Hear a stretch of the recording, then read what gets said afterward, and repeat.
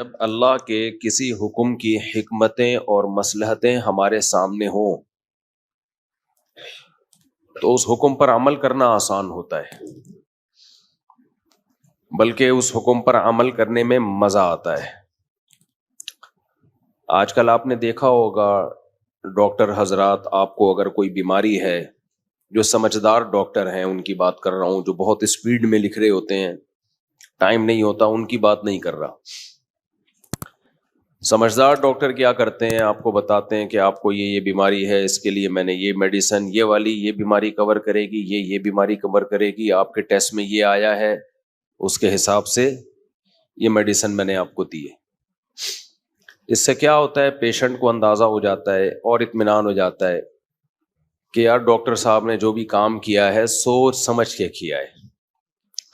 لیکن کچھ ڈاکٹر ایسے ہوتے ہیں، جب آپ کو کوئی دوا دیتے ہیں تو منہ بند ہوتا ہے، بس ٹک ٹک ٹک لکھا، وہاں سے کھا لو، کھا پھر بھی لیتے ہیں اعتماد کی بیس پہ، لیکن ڈر لگا رہتا ہے پتہ نہیں کیا دیا ہے، سوچ سمجھ کے دیا ہے، ایسا تو نہیں کہ وسیم کی دوا مجھے پکڑا دی، غفار کی دوا سبکتگین کو پکڑا دی، ایسا تو نہیں ہے، یہ خطرہ لگا رہتا ہے۔ تو جب شریعت کے حکم کی حکمتیں مصلحتیں ہمارے سامنے ہوتی ہیں تو اس حکم پر عمل کرنے میں لطف بھی آتا ہے، مزہ بھی آتا ہے، اور جو حکمتیں ہیں وہ حاصل بھی ہوتی ہیں۔ دیکھیں اللہ تعالیٰ کے جو احکامات ہیں نا، جو اللہ نے ہمیں آرڈرز دیے ہیں، وہ دو طرح کے ہیں۔ کچھ احکام شریعت میں ایسے ہیں جو مقصد نہیں ہیں بلکہ ذریعہ مقصد ہیں، جو خود بذات خود مقصود منہ سے بول رہے ہیں آپ لوگ نہیں، بلکہ وہ مقصد تک پہنچنے کا ذریعہ ہے، جیسے جہاد ہے، تبلیغ ہے، اور سفر ہے۔ آپ تجارت کے لیے سفر کرتے ہو پیسہ کمانے کے لیے، اگر آپ کو پتہ چل جائے کہ سفر کیے بغیر یہاں میں زیادہ پیسہ کما سکتا ہوں تو آپ پیسے کے لیے کبھی بھی سفر نہیں کرو گے۔ آپ صحت کے لیے کوئی چیز کھاتے ہو، اگر آپ کو پتہ چل جائے اس چیز کے چھوڑنے میں صحت زیادہ ہے تو کبھی کھاؤ گے؟ آپ کو صحت کی نیت سے پھر نہیں کھاؤ گے۔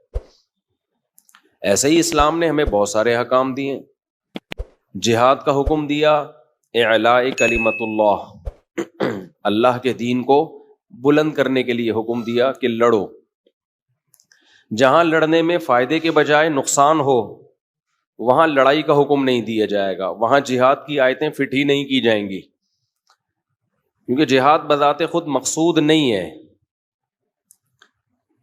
مقصد تک پہنچنے کا ذریعہ ہے۔ تبھی ہم نبی صلی اللہ علیہ وسلم کی سیرت میں دیکھتے ہیں، جہاں آپ کو خیال تھا کہ لڑنے میں فائدہ ہے تو آپ نے لڑائی کو ترجیح دی، جہاں آپ کا خیال تھا جنگ بندی میں فائدہ ہے تو وہاں آپ نے لڑائی کو ٹالا ہے۔ صلح حدیبیہ ہے، یہودیوں سے معاہدے ہیں۔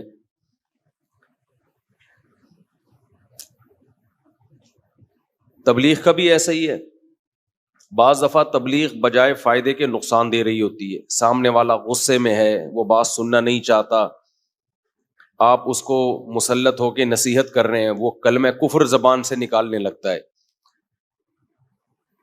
تو ایسے موقع پہ کہا جائے گا بھائی مت کرو تبلیغ، اب وہ کہے نہیں نہیں تبلیغ تو فرض ہے۔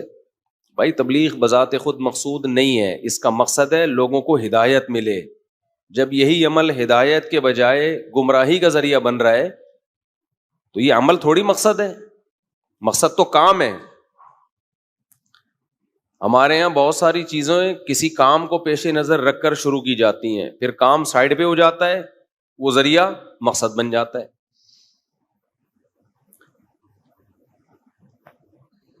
اچھا، یہ حماقت بہت سارے لوگوں میں ہے کہ مقصد کو ہٹا کر ذریعے کو مقصد بنا لینا۔ پیسہ مقصد ہے سہولت کا، کہ آپ کی لائف کیسے گزرے؟ سہولت سے گزرے، مزے سے گزرے۔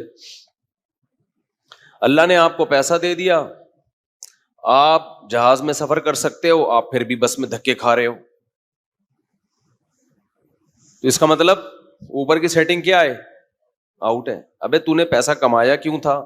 کھانے کے لیے، تو پھر بھی جہاز کو چھوڑ کر کس میں سفر کر رہا ہے؟ بس میں سفر کر رہا ہے. تو میں اکثر ایک واقعہ بیان کرتا ہوں نا، میری بائک خراب ہوئی تو ایک موٹر سائیکل والے کے پاس میں گیا، اس سے میں نے کہا بھائی بائک ٹھیک کر دو. وہ کھانا کھا رہا تھا، اس نے کہا کھانے کے بعد کروں گا یہ کام. میں نے کہا مجھے دیر ہو رہی ہے. اس نے کہا کسی اور سے کرا لو. میں نے کہا تمہارا کسٹمر تمہارے ہاتھ سے جا رہا ہے، بہت پرانی بات ہے، تمہارا کسٹمر تمہارے ہاتھ سے جا رہا ہے اور تم پھر بھی کھانے میں لگے ہوئے. اس نے کہا یہ کھانے ہی کے لیے یہ سب کچھ کر رہے ہیں ہم، تو کھانا ہی چھوڑ کے یہ کرنا ہے. بات خاندانی کی تھی اس نے، اس لیے کئی سال پرانا واقعہ ہے، مجھے یاد رکھے. میں نے کہا ویل ڈن. اس کو میں نے کہا بالکل ٹھیک. جو کنجوس مکھی چوس ہوتا ہے نا، وہ کھانا چھوڑ کے بائک ٹھیک کرنے لگ جاتا ہے. نہ کھانے کے، نہ سونے کے، نہ آرام کے. خرکار کا گدھا سنا ہے؟ گدھا کہتے ہیں خرکار کے گدھے کی طرح کام کرنا. تو ایسے ہی بعض لوگ پیسوں کی ہوس میں اتنا آگے نکل جاتے ہیں کہ وہ یہ سمجھتے ہیں کہ پیسہ بذات خود مقصود ہے.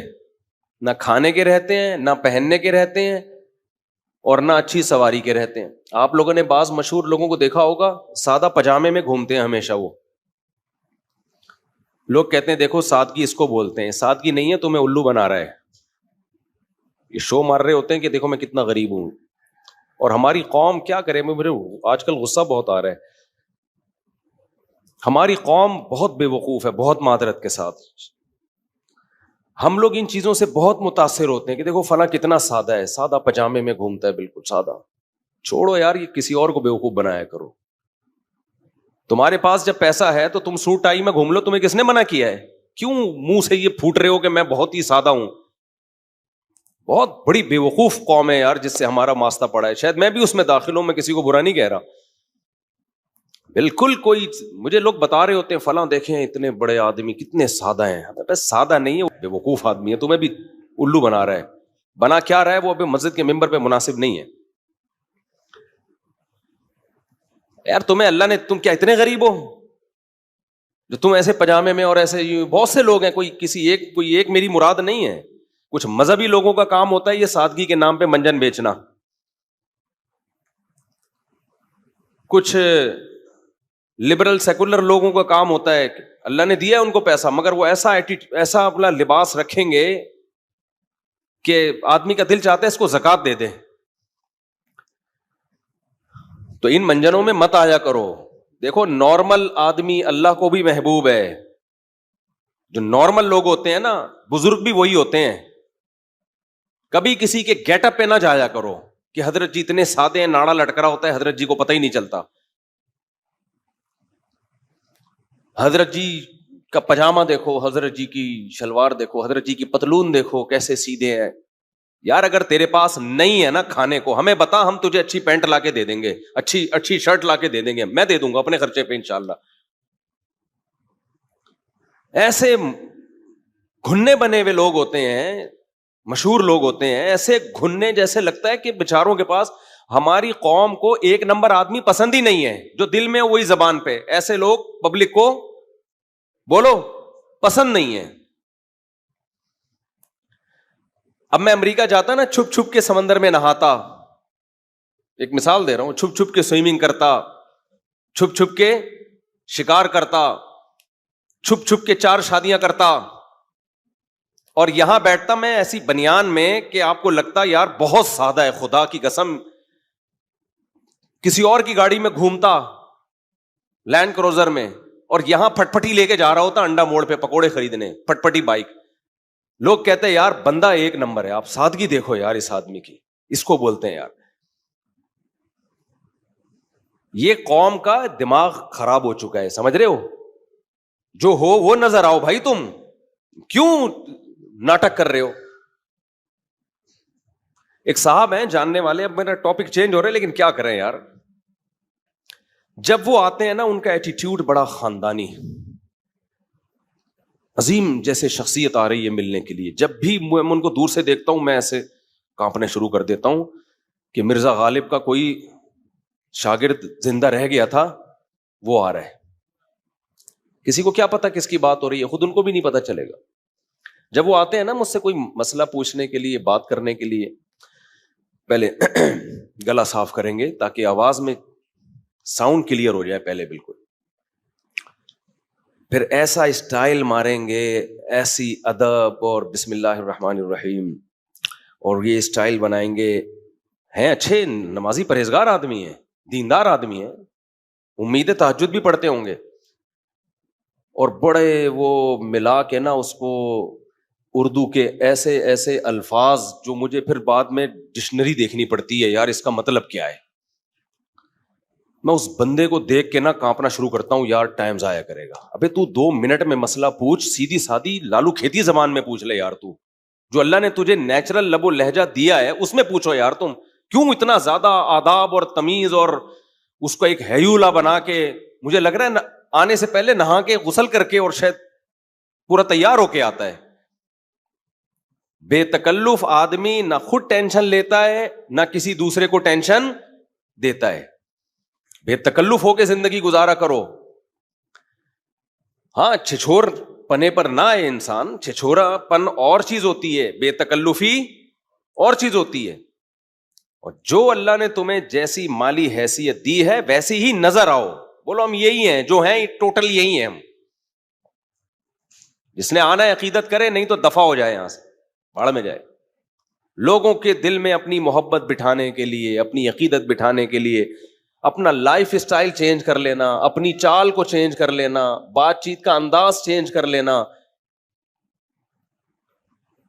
ما انا من المتکلفین، نبی صلی اللہ علیہ وسلم کو اللہ نے فرمایا کہ آپ ان کو کہہ دیجئے میں تکلف کرنے والا نہیں ہوں. کل شیء خرج عن حدہ رجع الی ضدہ،